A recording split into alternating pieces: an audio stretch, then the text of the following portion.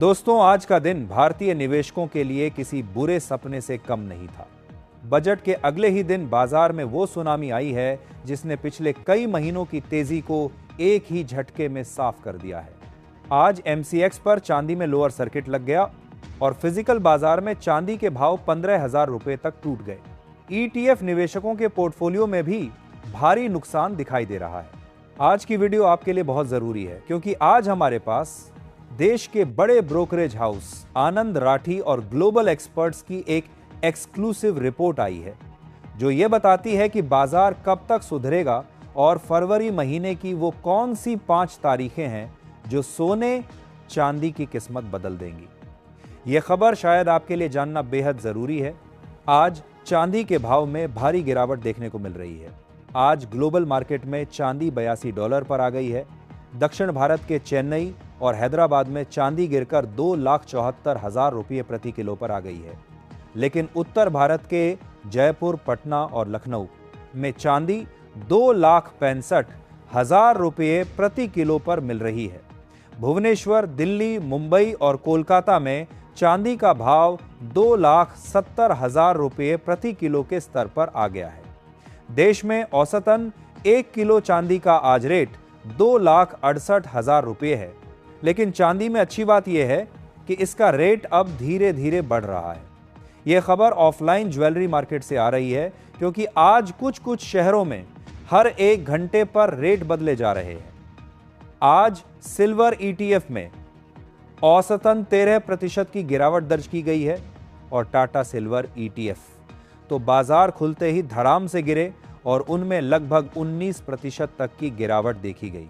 सोने की बात करें तो आज 24 कैरेट सोने का भाव भी बुरी तरह टूटा है। दोस्तों, सोना अपने ऑल टाइम हाई से गिरकर $4,717 पर आ गया है। चेन्नई में आज 24 कैरेट सोना 1,54,000 रुपये प्रति 10 ग्राम है। भोपाल में आज सोना 1,46,000 रुपये प्रति 10 ग्राम पर आ गया है। दिल्ली और जयपुर में 24 कैरेट सोना 1,51,680 रुपये प्रति 10 ग्राम है। पटना, कोलकाता में भाव 1,56,000 रुपये प्रति 10 ग्राम है। पूरे भारत में 24 कैरेट सोने का औसत भाव गिरकर 1,55,000 रुपये प्रति 10 ग्राम पर आ गया है। गोल्ड ईटीएफ में आज औसतन 3.2% की गिरावट देखने को मिल रही है। इसे बाजार के जानकार क्रैश नहीं बल्कि एक हेल्दी करेक्शन मान रहे हैं। सबसे पहले बात करते हैं एक्सपर्ट्स की राय की और बाजार में रिकवरी कब आएगी। दोस्तों, आनंद राठी और अन्य बड़े जानकारों का कहना है कि बुलियन मार्केट यानी सर्राफा बाजार अब एक कंसोलिडेशन फेज में जा रहा है।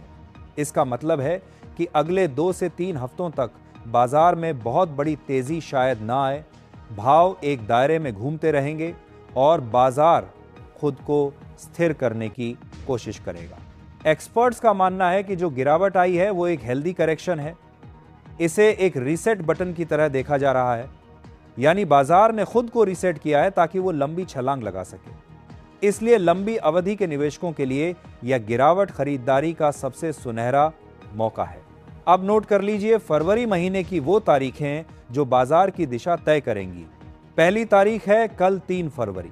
कल अमेरिका का जॉब्स डेटा के आंकड़े आएंगे। इससे पता चलेगा कि अमेरिकी लेबर मार्केट कितना मजबूत है। अगर डेटा कमजोर आया तो डॉलर टूटेगा और सोने को सहारा मिलेगा। दूसरी तारीख है 4 फरवरी।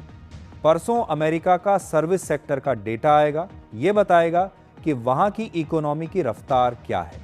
तीसरी और सबसे अहम तारीख है 6 फरवरी। इस शुक्रवार को नॉन फार्म पेरोल का डेटा आएगा। एक्सपर्ट्स इसे इस हफ्ते का सबसे बड़ा दिन मान रहे हैं। अगर बेरोजगारी के आंकड़े ज्यादा आए तो बाजार मान लेगा कि ब्याज दरें घटेंगी और सोने चांदी में उसी दिन से रिकवरी शुरू हो जाएगी। इसके बाद 11 फरवरी को अमेरिका का महंगाई का डेटा आएगा जो नए फेड चेयरमैन केविन वॉरश के लिए पहली परीक्षा होगी।